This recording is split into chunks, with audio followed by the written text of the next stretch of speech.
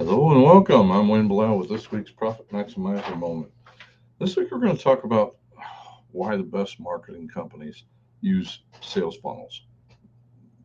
What is that? A sales funnel basically is a system that is designed to maximize the lifetime value of a customer, which by having a system that pushes them automatically to buy more of your products over time. If you're not using a sales funnel, even online or offline, it really doesn't matter. You're leaving some serious money on the table. Most business models are the one-off sales system. They come in to buy one thing, they leave. They may or may not come back. Who knows? Most people, in other words, they're always selling one copy of whatever their product is to many customers as they can afford to market to. The secret of a sales funnel is that it literally multiplies every single dollar of your marketing and advertising budget with every sale you make. Okay. This happens by taking every single lead you get and gently pushing them up a planned money pyramid, putting more money in your pocket. And with current technology, all of this can be automated. All right. You may want a combination of automated and not automated. My sales funnel tends to be not automated because I want face to face with the client as we upsell them. Okay, and that's what we're doing. We're looking to increase the lifetime value of a customer by having them buy more of our products that solve their problems. We're not just selling it to sell it. All right. The following are the main parts of a sales funnel: the lead magnet. If you're doing it online, this is what you want. And even if you're not doing it online, you should. Everybody has a website now. If you should. If not, what is it you have that can offer? So um, this is basically a bribe in exchange for their information, for their telephone number, for their email address, uh, so you can text them or email them later. That's basically what this is. What we want is for the potential customer to raise their hand and say, "I'm interested." That's all it does. It's like what you're offering. Yeah, that sounds like something I'd be interested in. The tripwire sale. The goal is to turn the prospect into a customer. This is the first sale. It's usually a small sale where you start to demonstrate your expertise and hint at how much more is available to them. The bad news, this is the hardest sale to make. It's the first one. Everyone is scared that they will be taken advantage of. We've all been burned. Okay. The good news is once they see that you over deliver on your promise, it's easy to get them to buy more. All right. The tripwire sale is designed to make this happen in a low risk way for your prospects. So whatever that may be. You need to come, every business is different, so you need to take these and kind of figure out how to get them done. And the first two probably should be done online so that it takes very little of your time. All right.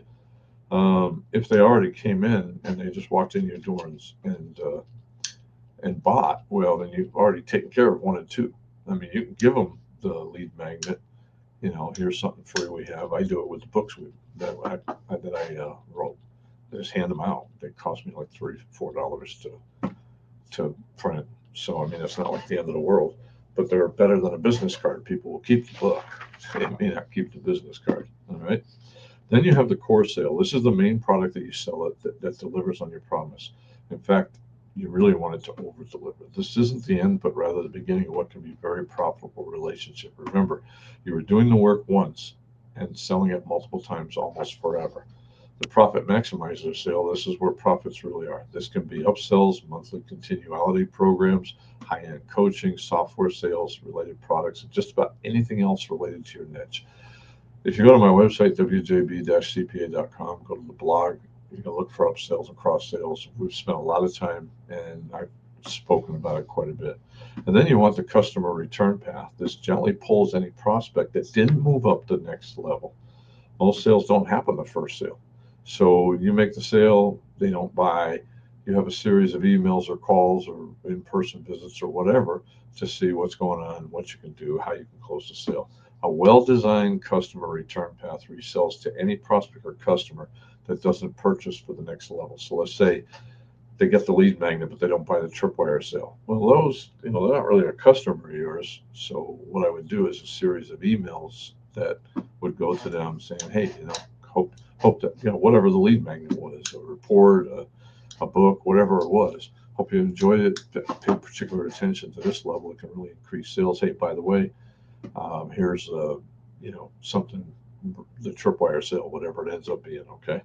And then, or they bought the core sale, but they didn't go up a level. All right, gently push them on a time period. That since they're a customer, can be a combination of phone calls, texts, emails, whatever you want. Okay. Anyways, that's a real brief idea of a funnel, but there's a lot of information out there on it, and it's something to really take a look at because trust me, that's where the money is. I mean, and this is what you're trying to do is just automate the system that moves them up, gets them to raise their hand and say, yes, I'm interested.